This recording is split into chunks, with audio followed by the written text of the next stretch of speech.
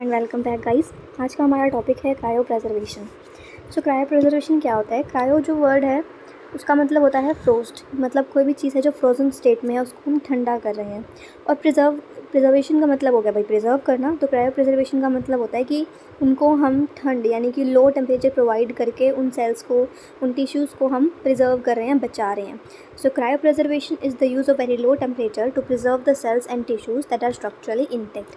अब इसके अंदर हम ऐसे सेल्स या टिश्यूज़ को ही प्रिजर्व कर सकते हैं जो पहले से बिल्कुल सही स्टेट में है। ऐसा नहीं है कि हम कोई भी डैमेज्ड टिश्यू को उठाएंगे और अब हम सोचेंगे कि हाँ इसको प्रिजर्व कर लेते हैं तो फिर ये सही हो जाएगा। तो ऐसा नहीं है। जो स्ट्रक्चरली इंटैक्ट सेल्स या टिश्यूज़ होंगे उन्हें ही हम प्रिजर्व कर सकते हैं।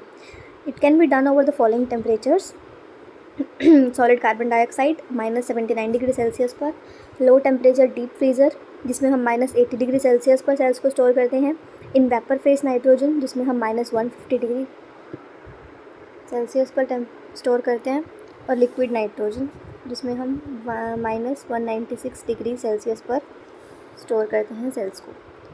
नेक्स्ट बात आती है कि क्रायो प्रिजर्वेशन होता क्या है। So it is a method of keeping the live cells, tissues and other biological samples in a deep freeze at sub-zero temperatures for storage or preservation.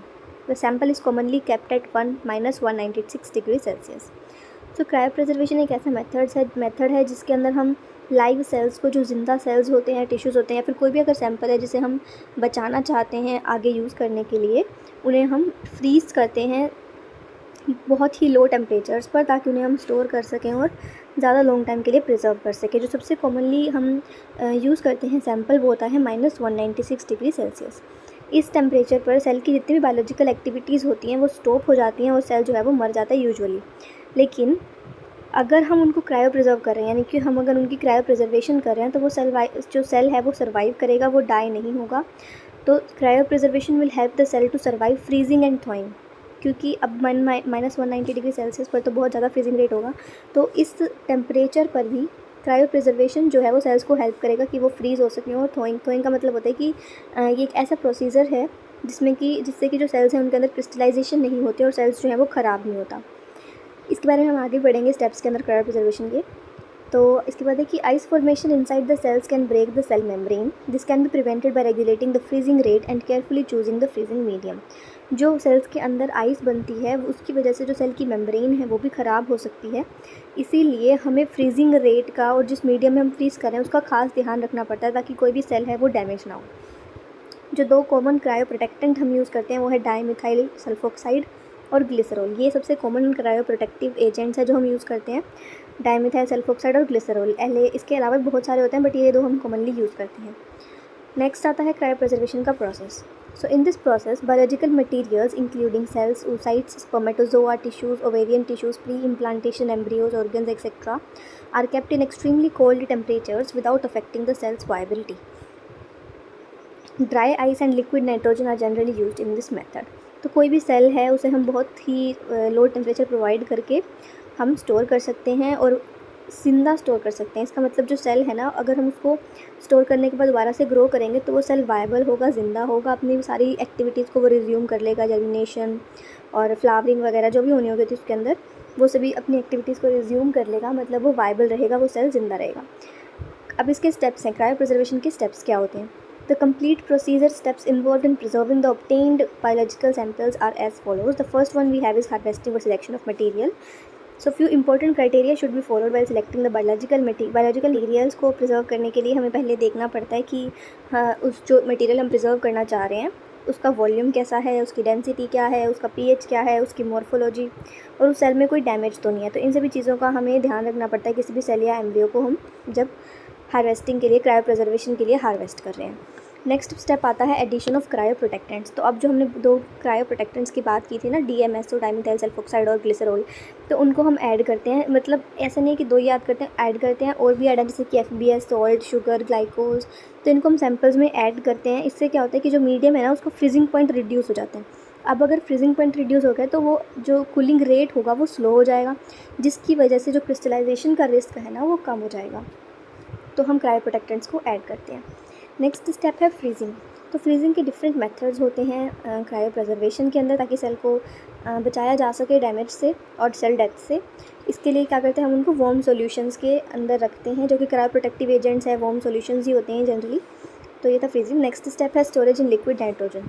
तो जो क्रायो प्रिजर्व्ड सैंपल्स होते हैं ना, उनको हम लिक्विड नाइट्रोजन में या deep freezer में स्टोर करते हैं। पहले डीप फ्रीज़र में स्टोर करते हैं 5 से 24 घंटों के लिए, और फिर उनको हम स्टोरेज वेसल्स में ट्रांसफ़र करते हैं जिनमें नाइट्रोजन प्रेजेंट होता है, लिक्विड नाइट्रोजन प्रेजेंट होता है। स्टोरेज के बाद नेक्स्ट स्टेप आता है थॉइंग। थॉइंग प्रोसेस में क्या होता है कि हम जो बायोलॉजिकल सैंपल हैं उनको हम वार्म करते हैं, उनको हम जो उनका टेम्परेचर है वो थोड़ा इंक्रीज़ करते हैं ताकि कूलिंग का रेट बढ़ जाए और सेल को डैमेज ना हो। जो कूलिंग का रेट है वो बढ़ जाए, नहीं कम हो जाए। तो क्या होगा कि अगर हम कोई भी सैंपल है उसको वार्म कर देंगे तो उससे क्या होगा कि हम उसके कूलिंग के रेट को रेगुलेट कर सकते हैं, कंट्रोल कर सकते हैं, ताकि सेल कोई भी है जो वो डैमेज ना हो। थॉइंग के बाद जो नेक्स्ट स्टेप आता है वो है वॉशिंग और रिकल्चरिंग। प्रिजर्व्ड मटेरियल जो है उसको फिर हम वॉश करते हैं ताकि क्रायो प्रोटेक्टेंट जो ऐड किए थे वो रिमूव हो जाएं।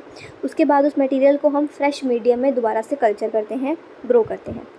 नेक्स्ट स्टेप है मेजरमेंट ऑफ वायबिलिटी। तो अब क्योंकि हमने उनको बहुत ज़्यादा स्टोरेज किया है लो टेम्परेचर में, तो सेल की डेथ भी हो सकती है, इसीलिए हम मेजर करते हैं उसकी वायबिलिटी, उसके ज़िंदा होने का रेट। और ये कैसे हम मेजर करते हैं, it is calculated by the formula number of cells growing by number of cells thawed into 100। This is the formula for measuring the viability of the cell.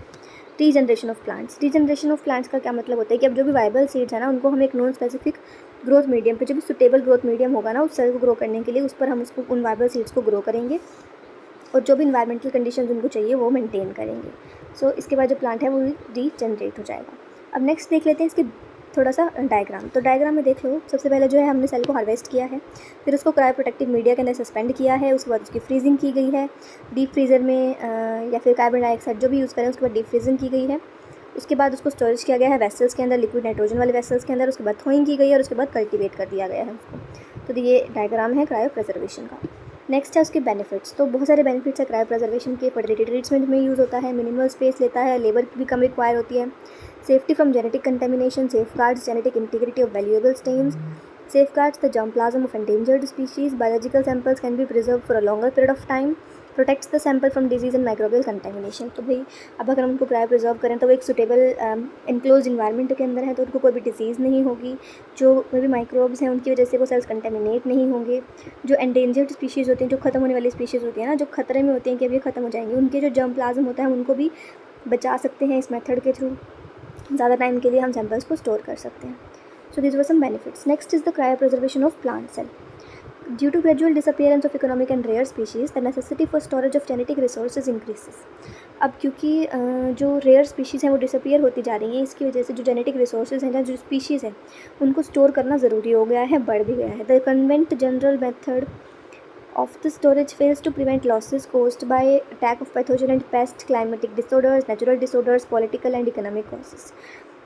जो बाकी के सभी मेथड्स होते हैं, अगर हम उनको बचाने के लिए कोई और मेथड यूज़ करते हैं तो उनकी वजह से जो है सेल जो है उसको हम पैथोजन या पेस्ट की वजह से नहीं बचा पाते हैं। क्लाइमेट की कोई चेंज हो रहा है उसकी वजह से हम सेल को प्रोटेक्ट नहीं कर पाते हैं। कोई नेचुरल डिसऑर्डर है या कोई भी इकोनॉमिक या पॉलिटिकल कोज है, उनकी वजह से हम उन सेल को नहीं बचा पाते हैं। लेकिन अगर हम क्रायो प्रिजर्वेशन का यूज़ करते हैं, यानी कि अगर हम लो टेम्परेचर पर उन सेल्स को प्रिजर्व कर रहे हैं, तो इससे क्या होगा कि सेल्स का ग्रोथ रेट जो है वो इंक्रीज हो जाएगा और जो बायोलॉजिकल एक्टिविटीज़ हैं सेल की कुछ टाइम के लिए रिवर्स हो जाएंगे, और जब हमें उनको रिकल्चर करना होगा तब हम उनको रिकल्चर भी कर सकते हैं।